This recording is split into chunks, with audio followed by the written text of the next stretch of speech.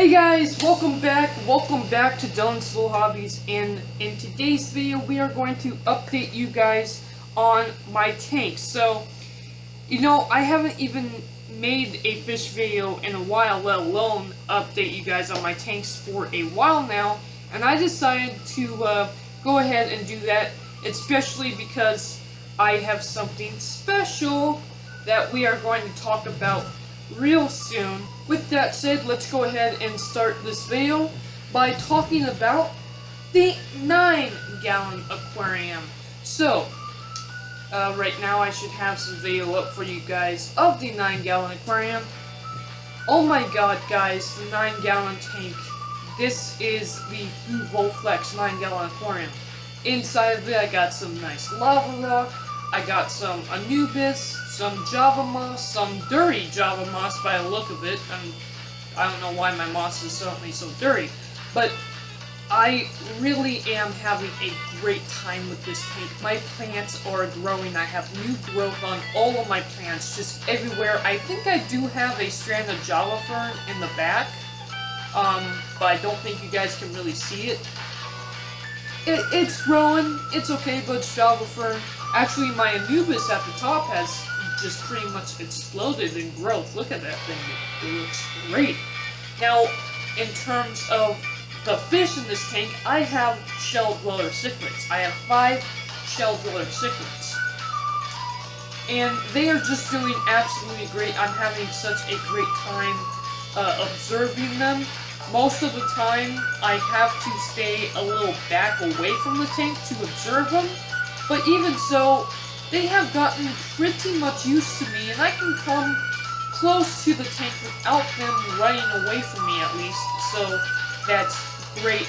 Right in the middle, you will see my dominant male. I have 5 fish in this tank. I have a dominant male, and of course another male that's not dominant, obviously, and my 3 females. And during the past month or so, not even the past month, you guys seen this tank a month ago, but during the past 2 weeks at least, something has been interesting in this fish tank. So something really has been interesting in this fish tank. So let me tell you what it is. So about a week and a half ago, when I did a water change, my dominant male fish, when I did a water change, he attacked my hand. That's right, I have my hand in the tank. I was trying to get some dirt out from underneath the rock, and he just goes wild and starts attacking my hand. Now, it's a shell dweller cichlid, a barely 2-inch fish. It's not like he can actually hurt me, but it surprised me that my fish actually attacked my hand. That fish is never scared of me. 90% of the time, he's out of the shells. I can come up to the tank, he won't hide. And the fact is, he attacked me out of nowhere. It kind of surprised me. And also, I've seen that fish, I think we have a pair in this tank. I've seen my dominant male hanging out with this one female in front of the tank a lot.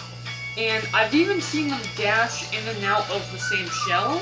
So, it's possible, I don't know for certain, but it's possible that I actually have some breeding action going on, and it is possible that, I'm not going to look, but it's possible I have eggs, I could get fry, I have no idea yet, but the fact that they have been getting a little bit more comfortable with themselves, and the fact that the dominant male has been a little bit more aggressive towards me, I mean, he hasn't been aggressive towards the other fish, but been more aggressive to me, I think that it's possible I have some breeding action going on in this tank, and with that, I have a couple options to do.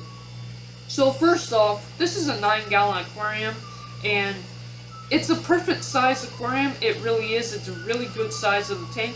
My other male kind of hides in the back. He comes out for food, and I see him a lot, and he hangs out with the other fish, but a lot of the times, he never comes to the front of the glass, almost. He just tends to stay behind the rock. That's his space. A female goes in and out of that space too, but mostly that less dominant male that I have almost never comes out of there. So what could be a possibility with these my dominant male now breeding is I could possibly eventually have a big fight between those two males, which would result in the less dominant male dying, which would absolutely suck. I could do multiple things. I could, with the other 3 fish that I have in here, the 2 females and less dominant male, I could take them out and sell them. You know, I could take them to the pet store and get rid of them. I could also just leave them in there and hope for the best that no one kills each other, which is a very high possibility. Or I could get a bigger tank. I might have something in the works to get a bigger tank, but if I get a bigger tank, that won't happen anytime soon. So for now, I'm just gonna leave them in there and hope to the best that nothing crazy happens. I would love to get some fry. I really, really would. Because, and you know what? I swear, if I do see any fry, I would probably take the other fish and sell them, except for, of course, the 2 parents. And you guys might be wondering, well, shouldn't you take the fry out of the tank? Shouldn't you take, or the parents out of the tank and raise the fry up or anything like that? These are shell-dweller cichlids. They are very, very good parents. They can eat their fry, but 90% of the time they won't if they have the space to, of course, maintain them. And I shouldn't really have to worry about fry in this tank at all. And I'm really excited if I have breeding activity going on, if that's what's going on.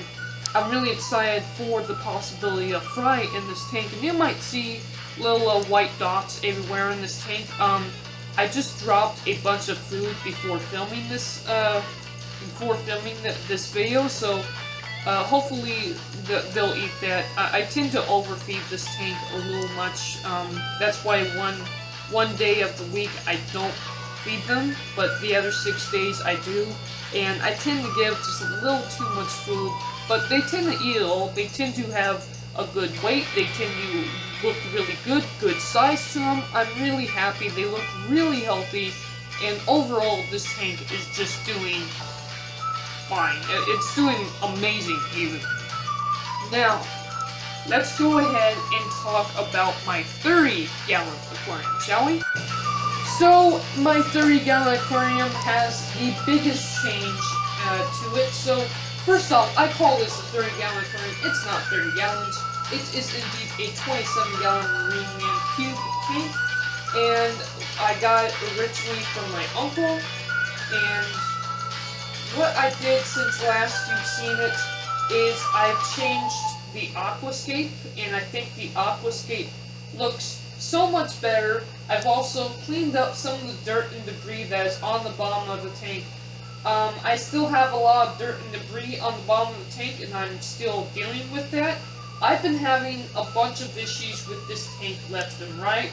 I mean, I've had pumps fail on me, I've had lights fail on me, I had to replace my filter, had to replace my heater, I've had a heater blow up on me in this tank. I've had quite a few different problems with this tank, and some of you guys might think, my grandma thinks that I should just take down this tank completely and just get a new one or do something with it. I don't know. I'm definitely going to keep it for a while now. Originally what I had in this tank was I have my 4 koi cats. I originally had 8 tetras. Now I have 7 tetras. One of my tetras did die, but that was very early on when I got this tank, so I was expecting one of the fish to die. And then originally I did have zebradanios in this tank, but I had about 6 zebradanios in this tank originally, and over the course of a year I have lost all. But in this tank right now, as you can see, I have albino danios. My albino danios are perfectly healthy. I have 4, even though you can't see them all on camera, I have 4 very beautiful tetras, black strip tetras, and I have currently 3 red minor tetras. Now these are my favorite types of tetras. So what's the plans for this tank? Well, first off, I am going to do more water changes on it because I want to get rid of this dirt and debris on this thing. I don't know why I have so much dirt and debris. You know what? Yes, I do. I had wood in this aquarium, and the wood just completely rotted over time faster than I would have liked, and it's just left this very much dirt all over the tank. So I think that wood might have been a bad idea, and I got rid of the wood, and I've cleaned up most of the dirt on the bottom of the tank. I have to obviously do more. In terms of my plants, I have algae on my plants, but guess what? I have new growth on all of my plants. So all of my plants are doing fine. My tetras are very healthy. I haven't lost any of my tetras or my coryphax. They're all doing fine. Those danios might have had something wrong with them. I lost those quite a while ago. It was about 2 months ago when I lost the last one.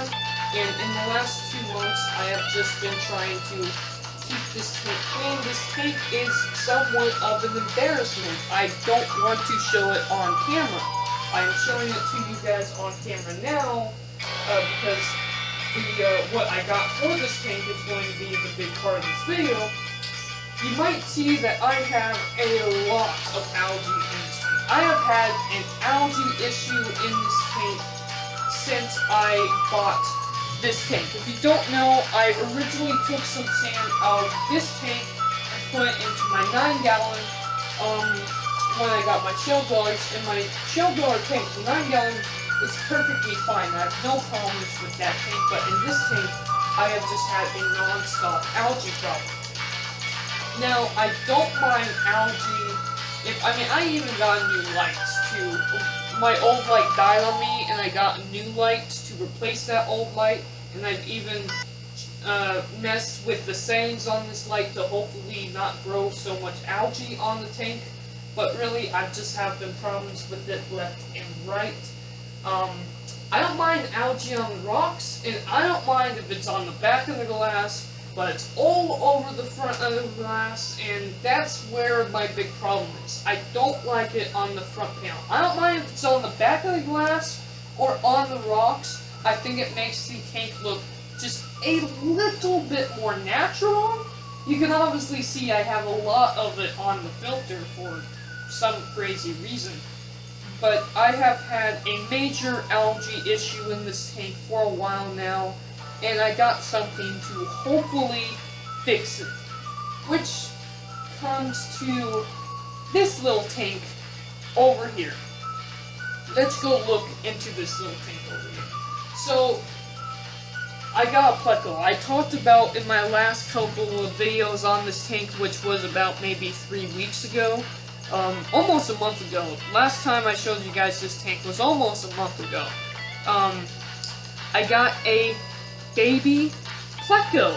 He's tiny, he's cute. I'm calling him Toshinori after my favorite hero, All Might, from my new favorite anime, My Hero Academia. I think little Toshinori is doing just fine, and you can obviously see him just hanging out on the rock. This is a quarantine tank. It's not supposed to be permanent. It's 3.5 gallons. It used to be an old Banfish tank. Banfish, that was a long time ago. You guys should know that story if you've been watching my channel. This is not a permanent tank. It's a 3.5 gallon quarantine tank. I got in there just a rock filled with algae from the 30-gallon aquarium, and that's been feeding him the past week. And then I have this brand new red little tetra. Now, the reason why I got the tetra is because I have 3 red minor tetras in my aquarium now, and I just want an even number of red minor tetras again, so that's why I got him.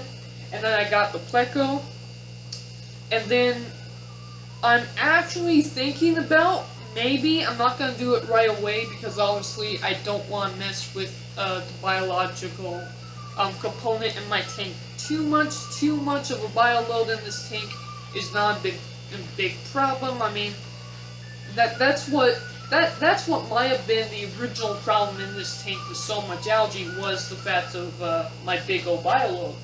But the fact is, I just got these two fish. There are the only two fish I bought for this tank, but eventually I want to get a new type of tetra.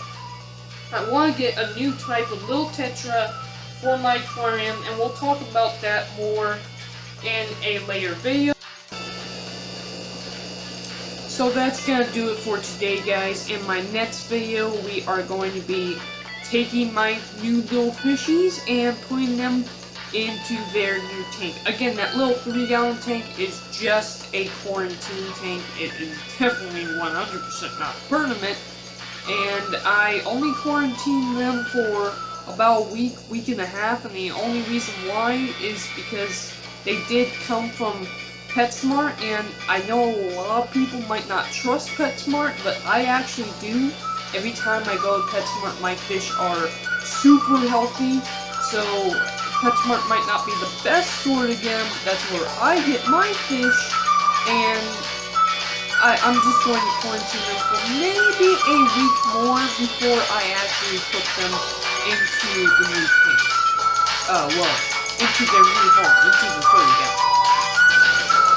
So that is about it. Thank you guys for watching, and I'm out. Bye. Sorry about the video, something weird with the video, but I still have the audio for some reason, so I'm gonna keep it in.